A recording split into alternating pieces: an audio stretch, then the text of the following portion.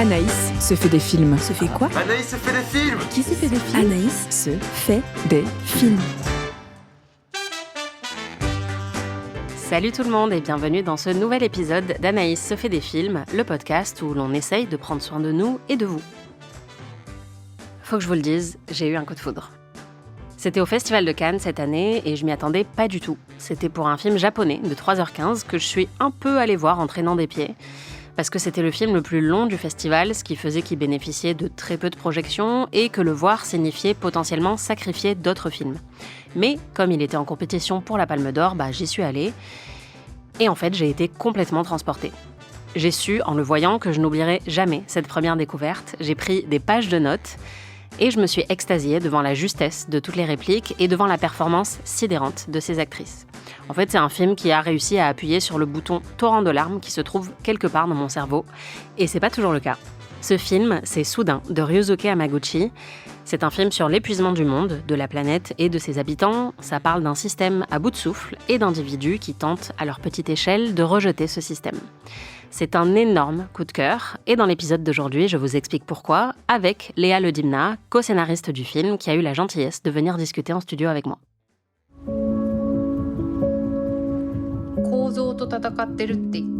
Le milieu du soin souffre d'un manque chronique de personnel. On a du mal à garder et à recruter nos employés. Devenir professionnel, c'est savoir déceler cette force quasi imperceptible.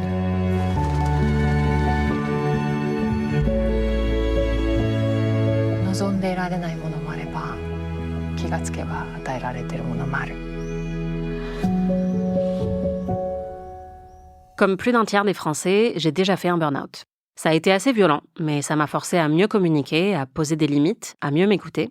Et ça m'a fait remettre en question presque tous les paramètres du système dans lequel j'évoluais depuis des années. On dit parfois que le burn-out, ce syndrome d'épuisement professionnel, mais pas que, aux symptômes proches de la dépression, serait le mal du siècle. L'autrice américaine Anne-Hélène Petersen, qui a travaillé il y a longtemps pour la même entreprise que moi, y a même consacré un livre intitulé Can't Even, How Millennials Became the Burnout Generation, que je traduirais par JPP, comment les millennials sont devenus la génération du burn-out. Est-ce qu'on serait pas un peu arrivé au bout de ce système capitaliste mortifère qui nous met complètement à genoux, qui nous vole du temps et qui détruit peu à peu le monde ? Comment est-ce qu'on fait pour réinventer notre rapport aux autres et à notre environnement dans ce système-là ? Tout ça, c'est des questions que pose le nouveau film de Ryusuke Hamaguchi. Virginie Efira y joue Marie-Lou, une directrice d'EHPAD à Paris, qui est un peu en burn-out et qui essaye de mettre en place dans sa maison de retraite une nouvelle méthode pour prendre soin des résidents. Cette méthode se base sur le concept de l'humanitude, c'est-à-dire une approche beaucoup plus humaniste du soin, qui consiste à ne pas traiter les personnes âgées juste comme des patients qu'il faudrait nourrir et laver, mais comme des êtres humains. Incroyable, je sais. Et ça implique beaucoup de choses, mais notamment des choses toutes simples. Par exemple, frapper avant d'entrer dans la chambre d'un résident, le regarder dans les yeux quand on lui parle. Et certains employés de l'EHPAD où travaille Marie-Lou sont en désaccord avec elle et avec cette méthode parce qu'ils la jugent irréaliste et ingérable pour un personnel qui est déjà sous-staffé et un peu au bord du précipice. Il y a notamment une crispation sur le risque de chute, puisque l'humanitude veut que les résidents soient autorisés à marcher, même en fin de vie, même si ça comporte des risques, ce que certains soignants, eux, vont trouver irresponsable. Et d'ailleurs, il y a cette phrase assez forte de Marie-Lou que j'ai notée. À un moment dans le film, elle dit « Être alité n'est pas dicté par le corps, mais par la politique des établissements ». Et puis un jour, par hasard, Marie-Lou va croiser la route de Mari, qui est jouée par Tao Okamoto, une metteuse en scène japonaise installée à Paris. Il y a une longue scène au début du film dans laquelle elle se balade, d'abord sur les escaliers de la BNF, c'est d'ailleurs l'image que vous pouvez voir sur le poster du film, puis sur les quais de Seine, et elle se lance dans une longue conversation sur leur parcours, mais aussi sur des notions un peu plus existentielles. Et c'est à la fin de cette scène que Marie annonce à Marie-Lou qu'elle est atteinte d'un cancer en phase terminale. Elle dit que pour l'instant ça va, mais qu'un jour son état va soudainement s'aggraver et qu'en quelques semaines ce sera fini. C'est un moment qui m'a vraiment bouleversée et j'ai trouvé la rencontre entre ces deux femmes très très émouvante puisqu'il y en a une qui est malade et une qui a l'habitude de fréquenter des gens qui sont sur le point de mourir. Et donc la maladie de Marie ne fait pas peur à Marie-Lou et c'est sans doute un peu ça qui va les lier aussi. Et le film va utiliser leur relation pour souligner des concepts philosophiques plus larges. Il va opposer la douceur infinie entre ces deux personnages et la tendresse du soin face à la violence du capitalisme et du système dans lequel on vit. D'ailleurs, il y a aussi une ironie assez déchirante dans l'histoire de cette directrice d'EHPAD qui, dans toute sa philosophie, dans tout son être, dénonce le capitalisme, alors que son plus gros problème, c'est le manque de moyens. Je crois que vous commencez à le comprendre, c'est un film superbement bien écrit et très très dense parce qu'il brasse beaucoup d'idées et de concepts. Il y a une autre scène incroyable dans laquelle Marie-Lou et Marie se lancent dans une longue discussion au milieu de la nuit et Marie-Lou se met à dessiner sur un tableau, un graphique qui représente la puissance destructrice du capitalisme. Alors il y en a certains qui diront que le film est sentimental, un peu naïf, un peu comme ce que certains opposants d'ailleurs de la maison de retraite disent à Marie-Lou. Moi je pense que c'est un film sincère et qui nous enjoint à déconstruire un peu nos schémas de pensée, à sortir de nos automatismes. D'ailleurs la durée du film est en lien direct avec ça. Ça peut paraître théorique, et ça l'est en partie, mais le film est tellement bien incarné par ces 2 actrices principales qui d'ailleurs ont été récompensées à Cannes par le prix d'interprétation. Le reste du casting est super aussi. Et puis il est écrit avec une finesse et une fulgurance qui m'ont vraiment bouleversée. Je suis encore émue dès que j'en parle parce que dans ce film, il y a tout en fait. Il y a la parole et le ressenti, l'impuissance et l'espoir, la beauté des idées et la trivialité de la mort. Et comme c'est un film très écrit, j'ai voulu en parler avec Léa Ledimna. Elle est interprète, traductrice et co-autrice de ce film sur lequel elle a collaboré avec Ryusuke Hamaguchi. Je vous laisse écouter notre conversation sur les coulisses du film. Alors bonjour Léa. Bonjour. Est-ce que tu peux nous expliquer quel est ton métier ? Je suis interprète et traductrice franco-japonaise, donc je traduis du japonais vers le français et vice-versa. Et je travaille essentiellement dans le milieu du cinéma, donc je suis aussi adaptatrice, c'est-à-dire que je vais faire des sous-titres pour les films, je traduis des scénarios et dans la partie interprète de mon métier, j'accompagne les équipes de films et les cinéastes en particulier quand ils viennent en festival, quand ils viennent en promotion, quand ils viennent sur des événements comme des rétrospectives à la Cinémathèque par exemple ou dans d'autres lieux. Donc là, il se trouve qu'à Cannes cette année, il y avait en plus pas mal de films asiatiques en compétition et donc toi tu t'es retrouvée en fait à travailler sur plusieurs films qui étaient en sélection officielle. Exactement, j'ai travaillé sur les 3 films en compétition, celui de Koji Fukada, celui de Hirokazu Koreeda et celui de Ryusuke Hamaguchi. Hamaguchi, c'est celui avec lequel j'ai le plus travaillé l'année dernière sur Soudain, puisque c'est un film que j'ai accompagné vraiment de bout en bout sur la production. Et pour les 2 autres, c'est des cinéastes que je connaissais déjà, mais en l'occurrence pour les 2 films qui étaient à Cannes, j'ai simplement fait les sous-titres et accompagné les réalisateurs quand ils étaient là. Oui, voilà, sur Soudain, c'était un travail, j'imagine, très différent, puisque tu es créditée comme co-autrice du film. Et donc, tu n'as pas été chargée que de traduire le scénario, en fait. Ça a été un petit peu plus conséquent, j'imagine, comme travail. Ouais, ça a été un projet au long cours. Je pense que ça fait bien 2 ans, 2 bonnes années qu'on travaille dessus. Hamaguchi, c'est un cinéaste avec lequel je travaille déjà depuis, je dirais, une petite dizaine d'années. Peut-être 2008, un truc comme ça. Peut-être un peu avant, je suis pas très bonne dans les dates. Et au départ, on a vraiment travaillé uniquement sur des temps très très ponctuels. Quand il venait en France, je l'accompagnais comme les autres cinéastes. Et puis en fait, il y a 2 ans, il a commencé à dire qu'il aimerait faire un film en France. Et ça coïncidait avec le désir du producteur français Ciné France qui avait approché Ryusuke Hamaguchi en lui proposant une collaboration. Et lui, il avait très envie d'un projet qui soit pas seulement un prétexte un peu exotique à venir travailler dans un autre pays. Il est très cinéphile, il aime particulièrement le cinéma français, donc il avait ce désir, je pense aussi, de travailler avec la France, mais il voulait que ce soit vraiment un projet solide, qui soit pas seulement une lubie, qui soit vraiment un projet qui s'ancre dans les 2 pays. Donc c'était important pour lui aussi de travailler avec des gens de confiance et en particulier autour de la langue parce que c'est vraiment un cinéaste du dialogue, du texte. Et la condition pour laquelle il a vraiment été, je pense, très exigeant, c'est de pouvoir travailler avec moi sur toute la traduction du scénario et puis ensuite sur toute la production du film, donc de la préparation à la post-synchro, on a travaillé vraiment en binôme pour que le film voie le jour sous la forme qu'il a aujourd'hui. Donc il est venu vers toi avec l'idée de ce film, un film qui se passerait à la fois au Japon et en France, et aussi un film qui parlerait de ces thématiques-là. C'était tout de suite présent dans sa tête aussi, le fait d'avoir une directrice d'EHPAD et de parler de ces grands sujets que sont la mort, le capitalisme, l'humanitude et la bienveillance qu'on peut avoir ou pas envers son prochain. C'est un film pour lequel il y a une œuvre originale qui n'a peut-être pas encore été publié en France. Je crois que c'est en projet, mais je crois que c'est pas encore publié aujourd'hui. C'est une correspondance entre 2 chercheuses japonaises. L'une était philosophe et l'autre anthropologue, et elles se sont échangées 20 lettres, 10 lettres chacune, sur vraiment quelques mois, une période assez courte. Au départ, dans un cadre universitaire de recherche, et il s'est avéré que l'une des 2 chercheuses était atteinte d'un cancer, et qu'à partir de là, leurs échanges se sont vraiment intensifiés, approfondis. Il y a une intimité qui est née entre elles, et ça a été un très très grand accélérateur de réflexion et d'intimité. Elles se sont vraiment retrouvées autour de sujets très forts, sans s'être quasiment jamais rencontrées. Elles se sont vues, je crois, 2 ou 3 fois. Et puis, en fait, l'état de celle qui était atteinte d'un cancer s'est brusquement dégradé, soudain dégradé. Et elles ont convenu ensemble qu'elles allaient publier ces correspondances sous la forme d'un recueil. Et donc, c'est une productrice japonaise qui a approché Liusuke au début pour lui proposer d'adapter cette œuvre originale au cinéma, tout en lui disant, je sais pas comment on va pouvoir adapter ce matériau qui est au départ est vraiment très particulier. C'est pas forcément le plus cinématographique des matériaux. Mais elle lui disait, en tout cas, je pense que si quelqu'un peut le faire, c'est vous.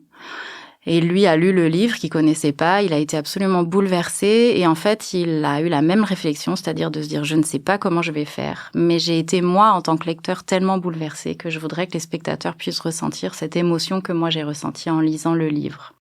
Donc à partir de là, il a fallu qu'il imagine une fiction. Il a évidemment rencontré la famille, les ayants droit, la chercheuse qui est encore vivante. Ils ont beaucoup échangé, mais il voulait pas de quelque chose qui soit trop documentaire. Il avait pas envie que les spectateurs puissent être tentés d'aller chercher dans la vie privée de ces femmes. Donc il y avait un esprit qu'il voulait absolument préserver, et en même temps, il voulait vraiment essayer d'emmener ça tout à fait ailleurs, dans une adaptation très très libre.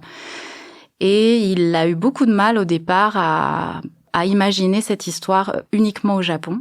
Et c'est à ce moment-là que Ciné France l'a approché, en lui disant nous, on a envie de faire un film avec vous. Et donc, il a eu cette idée d'en faire un film franco-japonais, avec un des personnages qui serait français, ce qui, de fait, permettait de casser un peu la trop grande proximité avec l'œuvre originale. Ça lui permettait de travailler autour de ces questions de langue, de frontières, et puis surtout, ça lui permettait de créer des tas de ponts avec d'autres réflexions qui menaient en parallèle, dont l'humanitude, qui est une technique qu'il connaissait parce que l'humanitude a été importée au Japon il y a une dizaine d'années. Il en avait entendu parler. Il trouvait qu'il y avait des correspondances entre le milieu du soin et le milieu du cinéma, dans l'idée de pouvoir traiter peut-être comme des êtres humains à la fois les résidents des EHPAD et en même temps, dans le milieu du cinéma, les équipes et en particulier les acteurs. Et donc voilà, il y a plein de petits ponts, je pense, qui se sont créés dans son esprit. Et ça a donné lieu, oui, à cette idée d'une directrice d'EHPAD française et d'une metteur en scène japonaise. Et toutes ces réflexions sur le capitalisme, elles sont plus liées... Je pense que ça, c'est des préoccupations qu'il a depuis quelques années, et en particulier depuis qu'il a réalisé Drive My Car, qui est un film qui est allé aux Oscars aux États-Unis et pour lequel il a fait une campagne de promotion énorme. Et en fait, il dit qu'il a beaucoup souffert de cette espèce de surmenage qu'il a traversé à cette période-là, et que suite à ça, il s'est rendu compte à quel point il était lui-même pris dans un système qui l'alimentait et dont il ne savait pas comment sortir, etc. Donc, je pense que les grandes thématiques du film, elles sont nées à la fois de l'œuvre originale, de l'émotion qu'il a ressentie, et puis des problématiques qui lui sont chères déjà depuis plusieurs films. Mais ça transparaît totalement toutes ces idées-là dans le film. Déjà sa longueur, parce qu'il est extrêmement long, il dure plus de 3 heures. Et rien que là, quand on voit le film, la longueur prend tout de suite tout son sens, puisque c'est un film qui justement essaye de casser les systèmes et de proposer autre chose et de nous forcer un peu à sortir de nos barrières et de nos automatismes. Et donc le fait qu'on soit exposé à ce temps long comme ça et à ces longues scènes de dialogue, c'est exactement l'effet que ça a eu sur moi, c'est que ça a vraiment cassé mes barrières. Et d'ailleurs, le film aurait pu continuer encore très longtemps, ça m'aurait posé aucun problème. Et puis moi, je me suis aussi tout de suite dit que c'était un film sur la communication, notamment entre les soignants et les personnes qu'ils sont censés soigner, mais aussi évidemment avec cette thématique de la double langue. On voit justement ces 2 femmes qui apprennent à communiquer dans plusieurs langues et tout ça prend encore plus de sens justement dans un système où On ne s'écoute plus les uns les autres, on s'écoute plus soi-même. Il y a aussi la thématique du burn-out, le fait qu'on est totalement sourd à nos propres signaux d'alerte. Et pareil avec la planète, ce qui prend tout son sens en ce moment, alors qu'on souffre de la chaleur. Donc ouais, pour moi, c'est vraiment un très très grand film et je trouve que toutes ces thématiques-là s'embriquent tellement bien. Et c'est d'autant plus impressionnant que, comme tu le disais, c'est un film de la parole, un film du dialogue. Comme souvent chez lui, c'est assez bavard. Et donc, comment ça s'est passé la collaboration ? Est-ce qu'il t'a donné un script en japonais qui était totalement fini et qu'ensuite tu as traduit puis interprété, adapté ? Ou est-ce que avant même l'écriture finale, tu avais déjà des contributions ? Comment ça s'est passé ? Lui, il avait écrit une première version de scénario qui était, disons, un prototype, on va appeler ça comme ça, avant même de décider que le film serait franco-japonais. Il avait déjà écrit un premier jet auquel il a renoncé, ça le convainquait pas lui-même. Ensuite, il a écrit une première version, on va dire, où là, un des personnages était déjà français, mais elle n'était pas encore directrice d'EHPAD. Et puis, c'était une ébauche, on va dire, de ce que c'est devenu après. Donc moi, j'ai lu ces versions-là, mais je les ai pas traduites. Et en fait, j'ai traduit la première version de ce qui est devenu ensuite Soudain.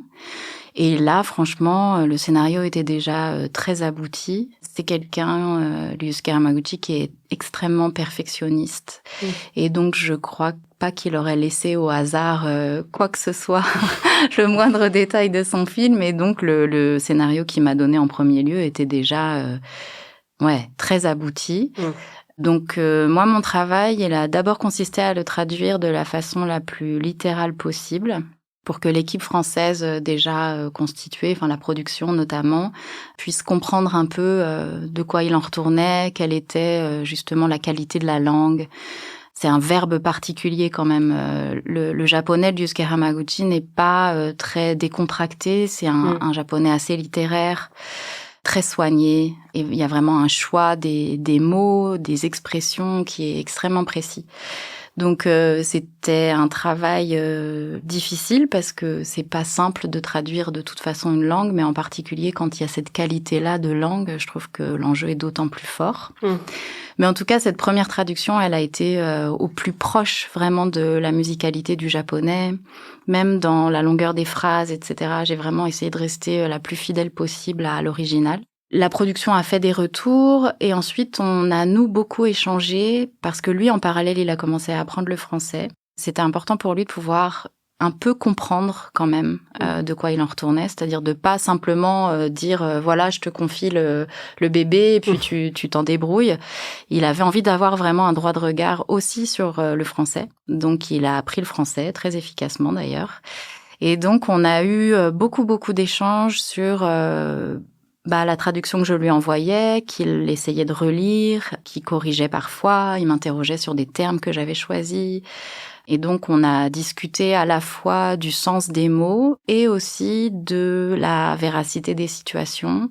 Moi, c'est là où j'ai commencé quand même à faire un peu d'adaptation, c'est-à-dire que j'ai soumis quelques idées ou j'ai souligné quelques contradictions ou peut-être décalage qu'il pouvait y avoir entre sa perception de la culture française et ce qu'elle pouvait être réellement. Tu as des exemples de ça ?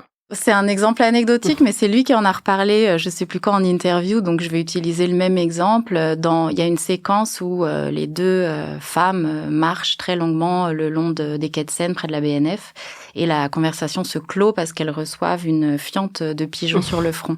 Je sais plus, il y a une histoire de lingettes et de mouchoirs etc. Et le personnage de Marie-Lou, qui est donc directrice d'EHPAD, devait sortir un mouchoir en tissu de son sac et le proposer à Mali, qui est donc la metteuse en scène japonaise. Et je lui dis, je sais pas, je suis pas certaine. Enfin, moi, autour de moi, en tout cas, les gens ont pas de mouchoir en tissu, c'est rare. Ou alors, c'est parce qu'on est enrhumé. Et l'usage du mouchoir en tissu en France, c'est plutôt je me mouche, je m'en resserre. Donc, c'est pas, pour moi, c'est pas associé à une grande hygiène. C'est plutôt une vieille tradition française à laquelle on a renoncé depuis que les mouchoirs en papier sont apparus. Oui, moi, c'était vraiment ma grand-mère qui avait des mouchoirs en tissu. Et ça me dégoûtait totalement, moi aussi, puis elle même quand j'étais enfant. Dans sa manche avant de s'en servir, voilà. Et donc, je lui disais, ça, c'est extrêmement japonais. japonais. Tout le monde a un mouchoir en tissu qui change tous les jours et ça sert à la fois à éponger un peu la transpiration si on en a ou parfois à essuyer quelque chose. Mais en tout cas, c'est quelque chose qui est très propre, qui est toujours... Et du coup, pas à se moucher, forcément. Certainement pas à se moucher. Ok. Voilà. Et non plus à essuyer une fiente de pigeon. Voilà. Donc, je dis non, je crois qu'en France, à la rigueur, dans le meilleur des cas, on a des Kleenex. Et sinon, franchement, on n'a rien du tout. Et je pense qu'on essuie comme ça avec la main. Donc voilà, ça peut être des toutes petites choses comme ça, mais qui font sens quand même. Enfin, je pense que voilà, c'est une accumulation de détails aussi qui font que c'est crédible ou pas. Ouais. Et que cette relation, l'idée qu'elles auraient vécu l'une et l'autre, chacune dans leur pays et tout ça, ça se passe à travers la langue, mais ça se passe aussi dans la façon dont elles s'expriment, dont leur corps bouge quand elles s'expriment et ce qu'elles portent, ce qu'elles mangent, enfin voilà, tout ça. Donc on a même le sens de l'humour, j'imagine, enfin ce qui va faire rire quelqu'un, ce qui va offenser quelqu'un, enfin tout ça c'est quand même hyper culturel d'un pays à l'autre. Donc ça, j'imagine qu'il y a des ajustements à travailler tout le temps, quoi. Ouais, il y a des ajustements, mais surtout, c'est des subjectivités. C'est-à-dire que lui, il a la sienne, moi, j'ai la mienne, mais on n'est que deux à ce moment-là. Et une fois qu'on a ouvert aussi, que d'autres ont lu le scénario, et surtout quand les comédiennes ont lu le texte, après, il y a eu aussi, au moment où on a fait des lectures, des corrections qui ont été apportées au texte, parce que parfois, Virginie disait, non, mais là, j'entends, c'est très littéraire, mais ça, quand même, je pourrais pas le dire tel quel. Il faut qu'on assouplisse, il faut qu'on dégrossisse un peu, ou à l'inverse, il faut qu'on précise. Ou voilà. Donc, il y a eu aussi un travail d'adaptation qui s'est poursuivi après sur le plateau, en répétition d'abord. Enfin, c'est surtout des lectures, d'ailleurs, en préparation qu'on fait. Donc, pendant des dizaines et des dizaines de sessions de lecture, on a peaufiné le texte. Donc, autour d'une table, tous les comédiens sont là, vous lisez le texte en entier et vous corrigez les petites choses à ajuster, quoi. Exactement, okay. Ouais. On a fait je pense que ça se compte en centaines d'heures de lecture. Ouais, c'est sa méthode. Il veut que les comédiens aient intégré le texte dans leur corps, quoi, dans leur chair. Et il veut vraiment qu'une fois sur le plateau... Et seulement sur le plateau, on travaille, et encore, il donne très peu d'indications, en fait. De jeu. Ah ouais. Elles sont vraiment libres, du coup, les actrices, de jouer la scène. En fait, ce qu'ils cherchent, c'est capter la spontanéité de l'émotion qui va naître au moment où les comédiens vont dire le texte, une fois en place. Et comme jusqu'au moment où on commence à tourner, à quelques exceptions près, quand c'est des scènes un peu techniques, justement, cette promenade le long des quais de Seine, on a été obligé de la répéter parce qu'il y avait un timing à respecter. Puis il y a des aléas. On peut pas traverser. Voilà, je sais pas, il y a du bruit, il y a trop de lumière, voilà. Donc ça, on a vraiment beaucoup répété cette séquence. Mais sinon, on a surtout lu et c'est un travail qui se fait de façon très neutre, à plat, autour d'une table. Pas d'intention, assez peu de regard, vraiment très centré sur le texte. Sur le langage, du coup. Sur le langage, sur la langue. Et comment est-ce que le corps va assimiler, digérer le texte et comment est-ce que ça va donner sur le plateau naissance à une émotion, en fait, qui se révèle, qui est parfois très inattendue, qui est parfois pas ce qu'on imagine quand on lit le texte. Donc lui, il cherche vraiment à capter ça, cette spontanéité-là. Et est-ce que, par exemple, sur le script, donc pour Virginie Efira, qui a dû apprendre à parler japonais pour incarner son rôle, sur le script, est-ce qu'il y avait une traduction dans les deux langues pour que les actrices, toutes les deux, puissent se repérer à chaque fois, à la fois dans leur langue et la langue qu'elles ne parlent pas à la base ? Oui, dans le script de tournage, enfin dans la version de tournage, en tout cas que Virginie et Tao, qui est l'actrice qui a joué Mali, dans leur script à elle, il y avait 3 écritures, le français, ou le japonais, sa traduction en japonais ou en français. Et ensuite, pour le japonais, il y avait une retranscription phonétique du japonais. D'accord. Parce que Virginie a travaillé, mais ça s'est fait sur un temps très court et elle n'aurait jamais pu, quand bien même elle aurait fait tous les efforts du monde, atteindre le niveau de langage qu'est supposé avoir son personnage dans le film, parce que c'est un personnage qui est supposé avoir fait de grandes études au Japon, etc. Donc, Et alors, elle parle bien japonais, du coup, Virginie Efira, parce que moi, en voyant le film, j'étais très impressionnée, mais j'en ai aucune idée. Donc, ça faudra lui demander, mais... Non, c'est aussi un travail de répétition, d'apprentissage par cœur. Elle a beaucoup écouté des enregistrements qu'on lui a donnés. Donc, elle a eu des professeurs qui lui ont certes donné des cours de langue, mais qui l'ont surtout aidé, en fait, à prendre le texte un peu en bouche, quoi, à pouvoir le dire avec des intonations qui soient à peu près naturelles. Donc, c'est quand même aussi... un travail musical. Je trouve que c'est un script très musical. Enfin, c'est vraiment le sentiment que j'ai eu en voyant le film. Et je trouve ça toujours magnifique, en fait, d'être transporté justement par la musicalité des dialogues. Je voulais qu'on parle du titre aussi, Soudain, qui est un superbe titre, parce qu'il va renvoyer à plein de choses dans le film. À quel moment ce titre-là est arrivé ? Je pense que c'est en fin de préparation. Ça a été un titre provisoire pendant quelques temps. Au départ, c'était une traduction littérale, plus ou moins littérale, du titre japonais du recueil de correspondance. Kyūni goai ga waruku naru, ça veut dire soudain ou quand soudain mon état s'est dégradé ou soudain mon état se dégradera. Le japonais est une langue qui permet plusieurs interprétations en fonction du contexte et donc même le temps du verbe n'est pas forcément défini dans le japonais. Mais en tout cas, en français, on a décidé de le traduire soudain, mon état s'est dégradé ou pourrait se dégrader. Un truc comme ça. Et donc, c'était trop long. Mais c'est vrai que soudain, c'est mieux. C'était pas très poétique non plus. Et je crois qu'il y a eu un titre anglais, d'abord, qui a été All of a Sudden. Et à partir de là, ils se sont dit qu'en français, après tout, on pourrait garder soudain. Mais je pense que déjà, au moment où on a tourné, sur notre version de tournage, on devait quand même avoir déjà le titre. Ou en tout cas, peut-être pendant le tournage, en tout cas, ça a été décidé. Parce que c'est vrai que donc ce titre fait référence en partie à l'état de Marie qui va tomber malade, enfin qui est malade, et qui annonce donc pendant cette scène au bord des quais que pour l'instant ça va, mais qu'un jour son état va se dégrader très soudainement et que là elle en aura vraiment plus pour très longtemps.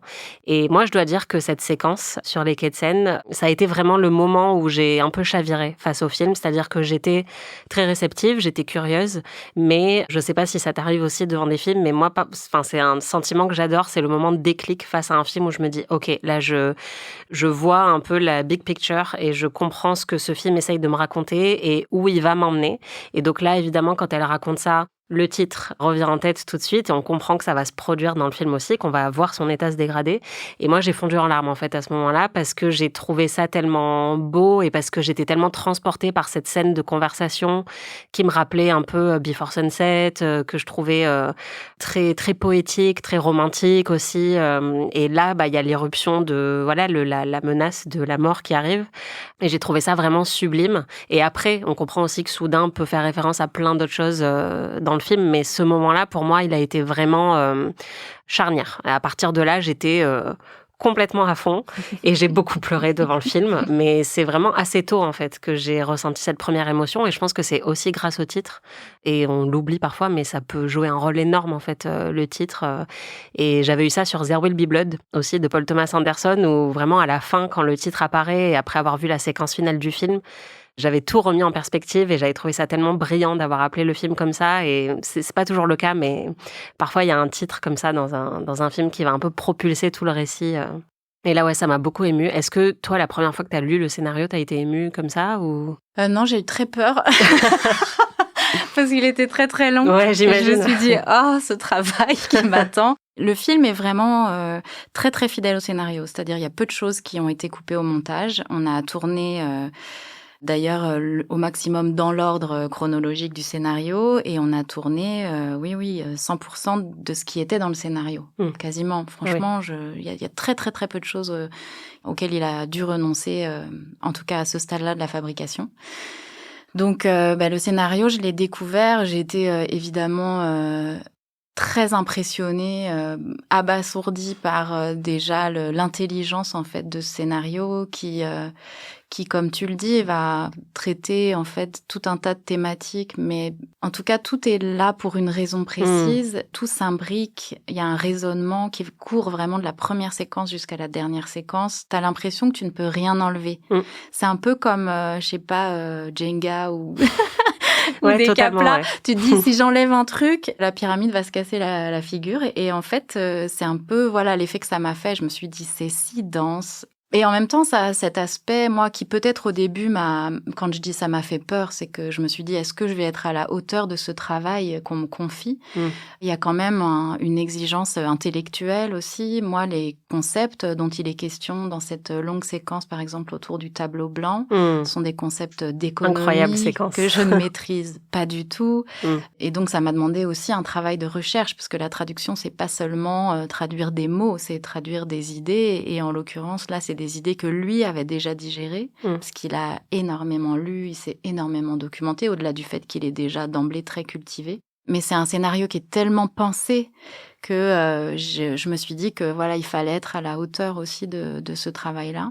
Et après, en termes d'émotion, moi, je crois que c'est pas venu tout de suite. Il a fallu, je pense, que je le lise à haute voix, d'abord. Parce qu'en fait, quand je l'ai lu comme ça dans ma tête, j'ai été tellement concentrée, je pense, que j'arrivais pas trop à avoir le recul suffisant pour vraiment ressentir ce que ça me faisait. Ça a mis mon cerveau en ébullition, quoi. Tout de suite, c'est parti dans tous les sens. Je me suis dit, oh là là, mais comment on va traduire ça ? Et puis en plus, il y avait cet exercice particulièrement difficile de se dire, on va le tourner, et après, il faudra le sous-titrer, mais que en partie, parce que les dialogues vont être en français et en japonais.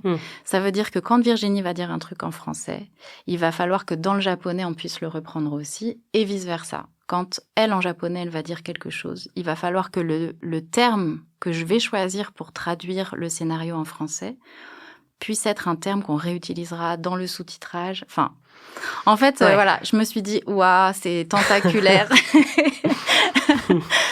Mais l'émotion, je pense qu'en fait, elle est venue, par exemple, quand au moment où j'ai traduit, moi, j'ai beaucoup lu à haute voix, justement pour savoir si, en fait, c'était facile à dire aussi. Parce qu'un texte, on peut le lire, mais parfois, quand on doit le prononcer, c'est encore autre chose. Et moi, je voulais que ça coule un peu, que ce soit fluide. Et puis surtout, comme je savais que ce seraient des conversations qui, pour l'essentiel, auraient lieu en mouvement, je me suis dit, si en plus, c'est compliqué à prononcer, à dire, si elles ont du mal en fait à se l'approprier, ça fonctionnera pas. Donc je l'ai pas fait en marchant, mais je l'ai beaucoup lu à voix haute. Et parfois c'est sur le tapis de course. Non, j'ai pas de tapis de course. Mais voilà, c'est plus quand il s'est incarné en fait, quand il s'est matérialisé à travers d'abord ma voix, mais surtout après la voix des comédiennes et des comédiens, que là vraiment j'ai senti que ça allait chercher quelque chose, de fort. Et puis en plus, moi, je pense que d'un point de vue identitaire aussi, du fait que je suis franco-japonaise, que cette question de la langue, c'est une question qui m'habite depuis toujours. Enfin, elle me constitue, quoi. Et donc, je me suis aussi sentie très, très intimidée et en même temps très, très privilégiée de pouvoir travailler sur un si beau scénario pour ces questions-là. Parce que je pense que des coproductions franco-japonaises, il y en a déjà eu. Mais des films qui prennent à bras-le-corps aussi cette question de qu'est-ce que c'est que la langue, comment est-ce qu'on se comprend effectivement, à quoi servent les mots. Ces questions-là, c'est des questions qui me concernent vraiment aussi personnellement. Donc je pense que ces résonances-là, elles ont été vraiment de plus en plus fortes au fur et à mesure qu'on a avancé dans le travail, quoi. Oui, puis en plus, il y a une fluidité dans chaque dialogue parce que il n'y a pas une partie japonaise, une partie française dans le film. C'est en fait un ping-pong permanent entre les deux langues et entre les deux actrices qui sont fluides dans les deux dans le film. Donc, elles vont toutes les deux alterner en permanence. Donc, il y a quelque chose d'effectivement un peu vertigineux dans leur manière de communiquer. Faut vraiment suivre, quoi. Ouais, c'est intéressant. En même temps, je trouve que ça apporte une dynamique.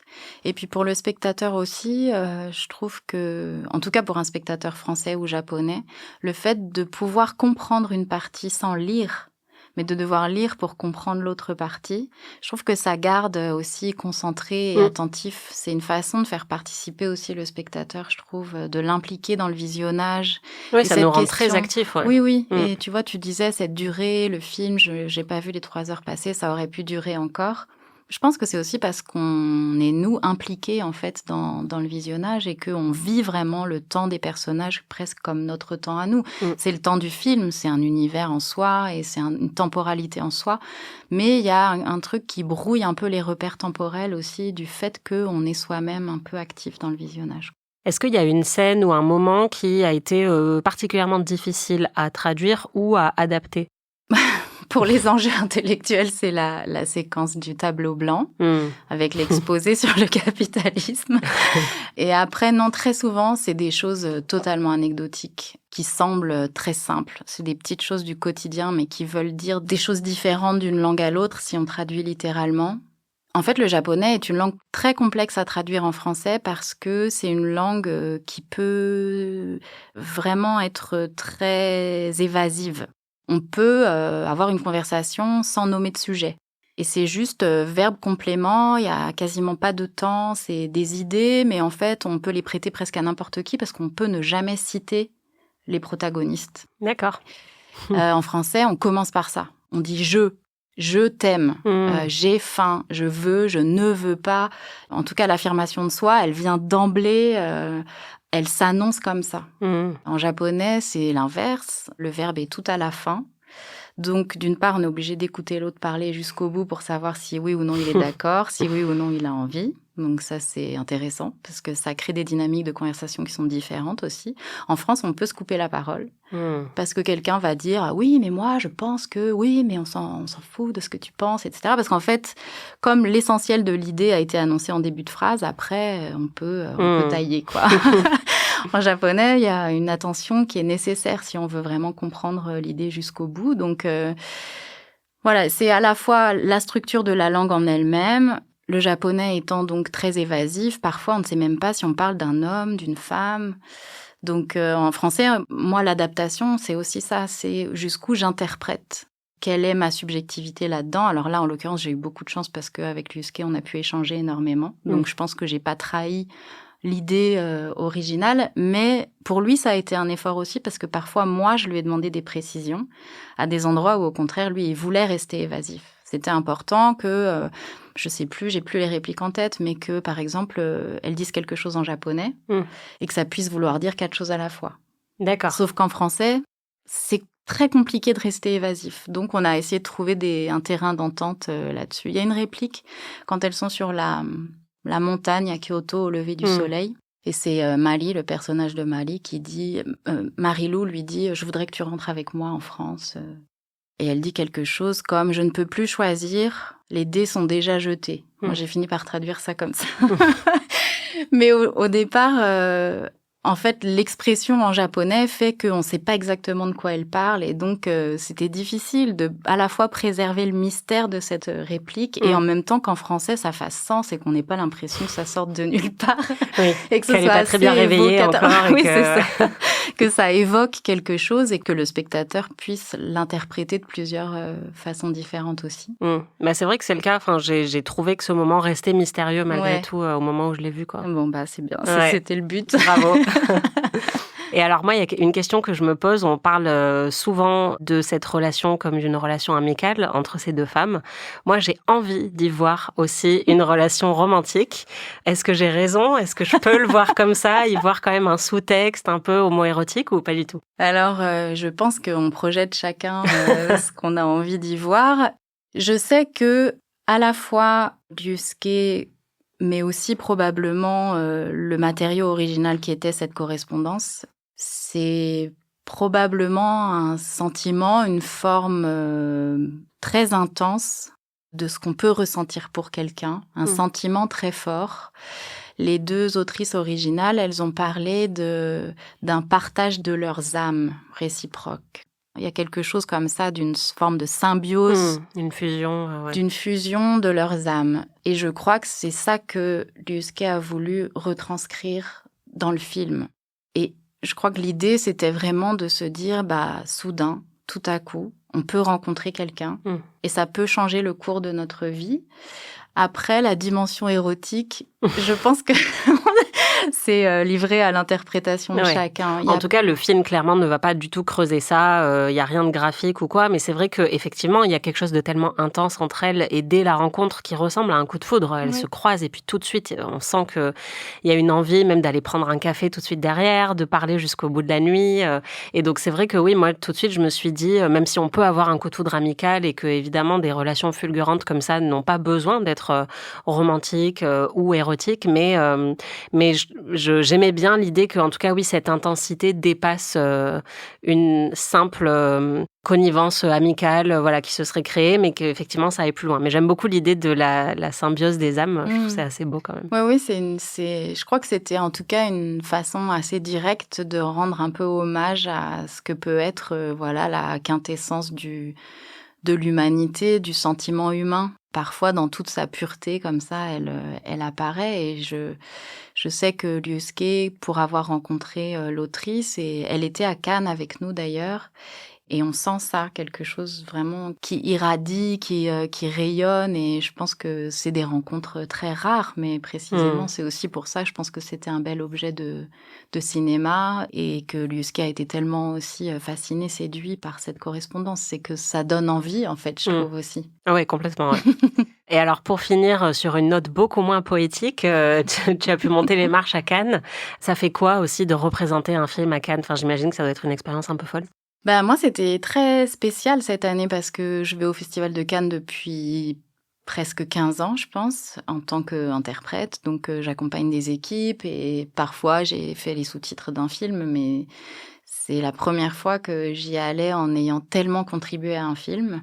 En plus, c'était très joyeux parce qu'il y a toute une partie de l'équipe française qui était là. Donc, ça a été l'occasion de se retrouver ensemble et puis voir ce film dans cette salle à Cannes. C'est une expérience très particulière aussi. C'est vraiment quand même un lieu où il se passe quelque chose d'un peu mystique. Je ne sais pas comment dire, mais en tout cas, voilà, pouvoir voir ce film-là dans cet écrin-là, c'était vraiment très spécial. Après, j'avais jamais autant stressé de ma vie. Et en fait, ça m'a donné, je pense, un aperçu de ce que peuvent ressentir d'habitude les équipes que j'accompagne, où moi, je suis plus extérieure. Bon, je suis là pour eux, je travaille pour eux, mais c'est vrai qu'il n'y a pas d'enjeu pour moi. Que le film plaise ou pas, que le film soit acclamé, comme il soit hué, quelque part, je me sens pas trop concernée. Ouais. Là, quand même, en ayant mon nom générique et tout, je me suis dit, c'est sûr qu'on veut, quoi. On a envie. On a envie que le film plaise. Et puis, je trouve que quand on travaille comme ça dans le cinéma, parce que les films peuvent être parfois descendus, mortellement critiqués, enfin, voilà, de façon parfois très hargneuse. Mais je trouve que quand on sait ce que c'est que de faire un film, quand on sait les efforts que ça demande, quand on sait l'énergie, l'amour que les gens mettent dans leur travail pour faire un film, moi, ça m'a vraiment confortée dans l'idée que, d'une part, c'était beau de faire des films, qu'ils soient ratés ou pas. C'est déjà génial que le film naisse, qu'il soit vu, parce que c'est quand même là aussi que le film prend son... Ouais, c'est une naissance, quoi, vraiment. Et du coup, j'ai trouvé vraiment que c'était... Voilà, très joyeux et très émouvant et très intense. Puis Virginie et Tao étaient ultra émus, Liuske était hyper ému. Donc après la projection, on a tous... voilà, il y a eu une décharge, charge et une décharge émotionnelle très forte, quoi. Ouais, j'imagine. Et puis bon, du coup, ça s'est plutôt bien terminé avec un prix d'interprétation pour les deux actrices. J'avoue que moi, c'est ce que je souhaitais, même si je voulais aussi qu'il ait la Palme d'Or. Donc j'espérais qu'on déroge à toutes les règles et qu'il puisse avoir cumulé plein de prix. J'ai un peu boudé qu'il n'ait pas la Palme d'Or, mais j'avoue que ce duo d'actrices est tellement incroyable et c'est un tel accomplissement en fait à tous les niveaux, mais aussi justement autour de ce partage des langues que je trouvais ça très très juste qu'elles soient récompensées toutes les deux. Et j'ai vraiment très très hâte que les gens puissent découvrir le film en salle. Moi, j'ai hâte de le revoir et de m'y confronter à plein de reprises parce que c'est tellement dense, comme tu disais, que clairement, je sais que j'aurai encore plein de choses à me mettre sous la dent quand je vais le revoir. Ouais, on peut le revoir plusieurs fois et on découvre à chaque visionnage de nouvelles choses. Et c'est, on n'est pas ému aux mêmes endroits. C'est intéressant. C'est un film à plusieurs strates aussi, je pense. Et une fois qu'on s'attache vraiment à certains détails, ça ouvre encore d'autres perspectives. Donc, j'encourage les gens, même si le film est très long. Franchement, il y a la clim en salle, donc profitez-en. Exactement, moi, il fait très chaud. Hâte de repleurer à chaudes larmes devant ce film. Merci beaucoup d'être venu nous parler de ton métier. Allô? Hello? What up? Allô? Hello? Hello, Ghostbusters. Hello? Hello? Yes? Hello? Hello? Who this be? Allô, oui? Pour finir l'épisode, je voulais vous laisser un petit peu de place et lire certains des commentaires que vous m'avez envoyés sur les épisodes précédents, notamment sur l'épisode qui parlait du diptyque La bataille de Gaulle, puisque évidemment ça a été une grosse sortie cet été et vous êtes nombreux à être allés le voir en salle.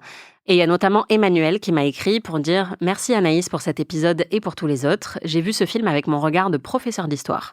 Mais grâce à vous, je le vois aussi avec mon regard de spectatrice lambda. » Ravie d'incarner le peuple. Et puis, comparer ce film à Rasta Rocket et à Titanic, j'étais pas prête, mais j'apprécie les comparaisons. Vous arrivez toujours à mettre des mots sur ce que je ressens et vous m'ouvrez à une culture cinématographique qui m'est inconnue. Ne changez rien. Merci beaucoup, Emmanuel. Et vraiment, je vous encourage tous à m'envoyer des messages aussi gentils que celui-là. Il y a aussi Johar qui a écrit sur Instagram « Merci pour l'épisode, je suis allée voir aujourd'hui la partie 1 et la partie 2. Ça fait beaucoup de cinéma, mais les voir à la suite, c'est une super expérience et honnêtement, je n'ai pas vu les séances passées. » Donc, faites confiance à Johar. Si vous n'avez pas encore vu les 2 films, vous pouvez les enchaîner si une salle à côté de chez vous propose l'expérience. Visiblement, ça passe très bien. Et puis, vous avez été plusieurs aussi à réagir sur l'épisode sur Le Bon, la Brute et le Truand que j'avais enregistré avec Arthur de l'Abbaye, qui était producteur de Jim Quinn. Et il y a notamment Bastic Design qui a écrit un très bon podcast qui donne envie de revoir ce chef-d'œuvre du cinéma. Pour les complétistes du western italien et ceux qui souhaiteraient en découvrir encore plus, je recommande les extraordinaires films de Sergio Corbucci, Django, Le Grand Silence, ainsi que El Mercenario, les westerns plus sociaux de Sergio Solima, Colorado et Le Dernier Face à Face, et pour finir, le superbe Keoma de Castellari, qui conclut le genre avec brio. Merci beaucoup pour toutes ces recommandations. Et c'est vrai qu'il y a une amie qui est fan de western qui m'a aussi parlé de Django récemment, puisqu'elle a appelé son chien Django. Et c'est un excellent chien, donc j'imagine que c'est aussi un excellent film. Et j'ai très très hâte de le découvrir. Et puis il y a aussi Malbal93 qui a dit « Très bon épisode. Je n'ai jamais vu ce classique du cinéma en entier, mais j'ai vu tellement de scènes et entendu les musiques que j'en ai l'impression. Et j'ai aussi découvert l'univers grâce à l'album Sad Hill de DJ Keops. Big up Arthur pour la ref. Bien évidemment, je vais aller le voir en entier maintenant. » Bah, trop cool. Merci beaucoup pour toutes ces recommandations, c'est hyper précieux. Et pour vos avis, continuez à m'en envoyer dès que j'ai l'occasion. J'essaye de vous dégager ce petit coin du podcast pour vous laisser intervenir. Donc vraiment, merci à vous. Et on se retrouve très vite pour un nouvel épisode. Anaïs se fait des films est un podcast d'Anaïs Bordage, c'est moi. Produit par Slate Podcast. Production éditoriale, montage et réalisation Aurélie Rodriguez.